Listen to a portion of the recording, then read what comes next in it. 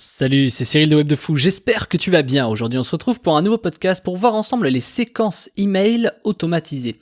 Tu sais, ces emails qu'on doit envoyer automatiquement après une inscription, etc. On va voir si c'est bien ou pas, si c'est pertinent, si c'est utile, dans quel cas. Bref, est-ce qu'on doit le faire dans des pubs ou pas? On va voir tout ça, et avant ça tu connais le truc, tu cliques sur le bouton s'abonner, tu vas dans la description, il y a un lien, ça s'appelle rejoins mes contacts privés. Tu cliques dessus, tu mets ton email et tous les matins tu reçois un podcast comme celui-ci à forte valeur ajoutée avec des informations qui vont changer ta vie et ton business, crois-moi. Ok? Allez, on y va. Bon, juste avant ce podcast, tu sais que j'ai ouvert un groupe Telegram où je partage beaucoup d'informations, des vidéos, des photos, des infos business, des projets que j'ai à côté, etc. Des fois, je te fais des toutes mini de formations, etc. où je t'explique des trucs. Bref, c'est un canal qu'il faut absolument rejoindre si tu veux voir bien au-delà des podcasts, bien au-delà du business que je te mets sur Web de Fou. Je te partage même mon business à moi dans mes autres sujets, dans mes autres entreprises. Bref, il faut le rejoindre. Je t'ai mis le lien juste en dessous. C'est le canal Telegram. Je te laisse cliquer dessus. On y va pour ce podcast. Les séquences email automatisées, c'est un truc qui est arrivé il y a quelques temps, et maintenant il y a un peu moins de 7 ans, je dirais 8 ans à peu près, c'est venu d'Amérique. Bon, je vais pas faire l'histoire, hein, on va pas faire un cours des séquences email, mais l'idée c'est que les Américains ils ont constaté que tiens, quand on envoie des emails, ça fait de l'argent. Bon, jusque là, ok. Plus on en envoie, mieux c'est. Du coup, ils ont carrément exacerbé le truc, ils ont dit, et si on en envoyait beaucoup par jour, tu vois, ils ont dit, ok, ouais, mais les gars, ça s'appelle du spam. Ah mince, ok, donc il y a une légalité, tu peux pas en envoyer plus de X par jour, ok. Bon, donc ce système, concrètement, c'est quoi? Je te donne le truc en mille. C'est, en gros, tu retouches, c'est comme du retargeting, tu retouches des gens qui se sont inscrits chez toi un maximum de fois pour les convaincre d'acheter. C'est ça, une séquence email. Maintenant, il y a tout un marketing qui va autour. Il suffit pas d'envoyer des emails, par exemple. Il faut également créer un marketing qui va vraiment autour, un truc qui permet de faire en sorte que les gens vont acheter ton produit. Ça peut être pas forcément un achat, ça peut être une découverte, ça peut être de l'affiliation, ça peut être énormément de choses. Donc, est-ce que c'est bien ou pas de faire des séquences email automatisées? Alors, il y a deux réponses à ça. La réponse c'est oui et non. Ok, bon, super. Alors, pourquoi c'est pas bien déjà? C'est pas bien parce que le problème c'est que les gens ils s'inscrivent chez toi, ils ont pas envie de recevoir tout de suite 5 emails, tu vois, c'est pas pour ça qu'ils s'inscrivent chez toi, c'est pas pour ça qu'ils ont envie, tu vois, t'as peut-être proposé un lead magnet en disant ok, tiens je te donne un truc gratuit, je sais pas, un PDF, un machin, et derrière les mecs ils se font bombarder de mails. Combien de fois ça t'est arrivé de mettre ton email quelque part et te retrouver croulé sur des emails de mecs qui t'envoient 10 emails par jour, etc. C'est l'horreur quoi. Et en plus tu te désabonnes mais t'en as 10 autres qui arrivent derrière, bref tu connais le truc, donc c'est un peu chiant et du coup les mecs s'inscrivent pas pour ça. Du coup ça pousse les gens à mettre des faux emails. C'est pour ça que maintenant, t'as peut-être, je sais plus ce que c'est la stat, je crois que t'as 20%, t'as 2 personnes sur 10 qui mettent des faux emails. Sache qu'il y a 5-6 ans, il y avait que 5% des gens qui mettaient des faux emails. Donc imagine dans 5 ou 6 ans. Donc ça, c'est une vraie limite aux séquences email automatisées, c'est que du coup, la personne rentre et tu lui balances des emails. Alors une séquence email automatisée, c'est quoi? C'est en gros tu prépares des emails, par exemple, dès que le mec s'inscrit, il des emails immédiatement, des emails 8 heures plus tard, des emails 2 jours plus tard, 3 jours, 4 jours, etc.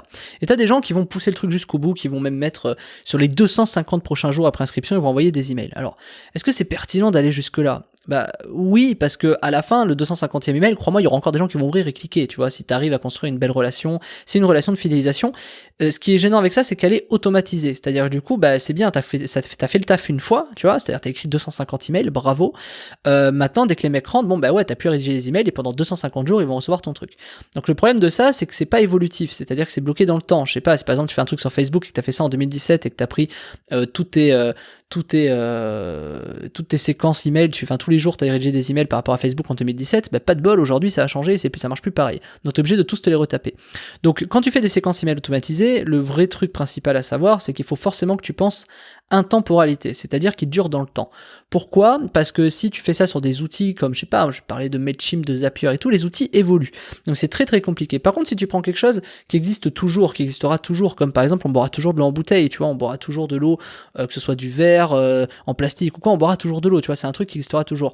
Par contre, si tu parles d'une séquence pour vendre un MacBook Pro de 2020 ou 2021, tu peux être sûr qu'en 2022-2023, ta séquence, ça sert plus à rien, tu vois.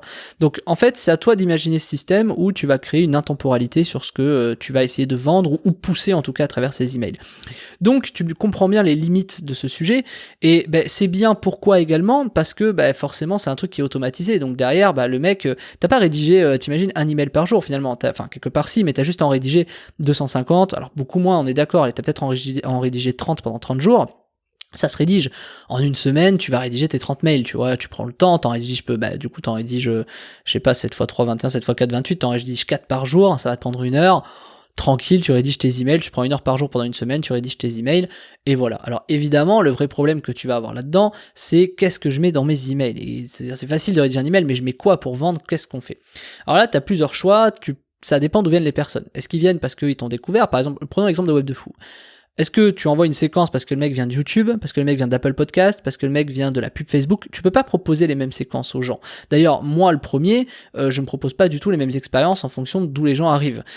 Donc pareil, est-ce que c'est une pub à froid? Est-ce que la personne vient, je vais aller plus loin encore, est-ce que la personne vient d'une pub Facebook mais d'une pub à froid, c'est la première fois qu'il te voit, ou d'une pub à chaud où tu l'as retargeté déjà? Tu vois, encore une fois, la personne du coup, elle a pas le même conditionnement psychologique. Donc pour tout ça, il faut comprendre que forcément ça a l'air facile dit comme ça de dire faisons des séquences email automatisées, mais partir tête baissée, tête dans le guidon en disant ok je recrute des inscrits, d'ailleurs je fais des séquences email automatisées, le problème que tu vas avoir c'est que tu vas te rendre compte qu'en fonction d'où viennent les gens, tu n'auras pas les mêmes performances. Donc ce qu'il te faudrait, c'est quoi? Normalement tu vois où je veux en venir. Ce qu'il te faudrait, c'est une séquence où tu te retrouves, peu importe d'où les personnes arrivent, tu te retrouves à envoyer un même système de mail, peu importe les séquences, peu importe d'où viennent les gens, mais que globalement, en moyenne, ça vend de toute façon bien. C'est ça en fait le truc idéal. C'est-à-dire, c'est pas d'aller chercher, t'as deux choix en fait, t'as deux possibilités, je te la donne en mille. C'est soit tu travailles chaque canal d'acquisition, à savoir, si les mecs arrivent de Facebook sur une pub froide, je mets cette séquence. Si les mecs arrivent de Facebook sur une pub chaude, je mets cette séquence. Si les mecs arrivent de YouTube à froid, je mets cette séquence, blablabla. Si les mecs s'inscrivent depuis Apple Podcast ou qui me découvrent via de l'affiliation ou du parrainage, je propose pas les mêmes expériences, les mêmes séquences. Ça, c'est le truc idéal. Mais t'imagines le nombre de mails que tu dois rédiger. Imagine si tu fais une séquence sur 30 jours et que tu fais ça pour tous les types de supports. Tu vas te retrouver à rédiger peut-être Facebook à froid, Facebook à chaud, ça fait 2, x2 pour YouTube, ça fait 4, x2 pour l'affiliation, ça fait 6. Tu te retrouves à rédiger 30 mails pour 6 canaux différents. T'imagines le délire? Faut pas aller là-dedans. Donc, t'as deux écoles. Donc là, t'as soit les mecs tarés et qui travaillent beaucoup, et dont je fais partie, et dont tu fais peut-être partie. Soit tu dis, ok, mais justement, moi je veux maximiser mes ventes, donc je vais travailler chaque canal. Et c'est là où c'est important de savoir déléguer, hein. Ou alors tu dis ok non, moi je fais un truc global, peu importe d'où les mecs arrivent, il faut que je propose une expérience différente qui va te permettre de donner à l'utilisateur une séquence qui va faire en sorte que il vende un maximum. Donc en gros, plutôt que de te faire chier clairement à faire des séquences par type d'acquisition, par type de canal, par type de machin, tu te retrouves à faire une seule séquence. Donc tu rédiges 30 emails, imaginons, je dis 30 mails comme ça, hein, tu rédiges 30 emails et tu te retrouves à faire une seule séquence, peu importe d'où viennent les mecs, mais tu sais que tu vas vendre bien, mais jamais aussi bien que si tu avais travaillé chaque canal d'acquisition. Donc c'est un compromis, à savoir, moi je pars de ce principe, le mieux est l'ennemi du bien, ça sert à rien d'aller vraiment te mettre la tête en l'air pour rédiger des milliers de séquences, t'as juste à en faire une qui fonctionne bien, peu importe d'où les gens arrivent. Et donc une séquence qui fonctionne bien, qu'est-ce qu'on met dedans, qu'est-ce qu'il y a dedans, c'est quoi une séquence pour faire en sorte qu'on vende quoi qu'il arrive et que ce soit rentable, peu importe d'où viennent les gens, ça c'est un peu le Graal, et ce Graal-là je te l'ai trouvé et je t'en ai fait une formation, tu t'en doutes, qui s'appelle Comment faire une séquence email automatisée 100% rentable. Dedans je te montre des séquences que j'ai réalisées qui sont inspirées de gros trucs américains que moi j'ai mis à ma sauce. Cette séquence-là, moi elle m'a fait vendre des dizaines, mais j'ai même pas compté, mais je sais qu'elle m'a fait vendre des dizaines de milliers d'euros, même à mon avis des centaines de milliers d'euros, puisque je l'ai appliqué à mes clients, etc. Et c'est des systèmes qui fonctionnent très bien. Alors c'est des séquences qui s'appliquent pour de l'e-commerce, qui s'appliquent pour des coachings, qui s'appliquent pour des formations en ligne, qui s'appliquent pour n'importe quel type de produit, que ce soit de l'information, du physique ou quoi que ce soit, parce que tu vas voir qu'on va prendre des séquences à des moments clés, en rédigeant des choses clés, parce que tu vas te rendre compte que les gens n'achètent pas parce qu'il y a une séquence email, ils achètent parce que tu crées une expérience utilisateur unique. Et cette expérience utilisateur unique, je te donne moi la technique de dingue que j'ai trouvée et que j'ai appliquée et que j'applique dans mon business pour réussir à vendre en masse sur tous mes infoproduits que j'ai. Pas ceux de Web de Fou parce que je fais différemment sur Web de Fou, mais sur tous mes autres produits. Si tu me suis depuis longtemps, tu sais que j'ai plus de 200 produits à côté, j'en ai 300 exactement, même un peu plus maintenant, qui me permettent de tester en masse et faire plein de choses. Donc là-dessus, j'ai développé cette méthode qui est notamment celle de faire une séquence email automatisée qui est 100% rentable. Et l'avantage, c'est que t'as plus à te préoccuper du coup du lead sur Facebook, du coup du lead en affiliation, du coup du lead sur YouTube, du coup du lead. T'as plus à te poser cette question puisque de toute façon, la séquence est tellement rentable qu'à la fin, t'es forcément gagnant. Voilà. C'est quasiment magique et là, je le dis rarement.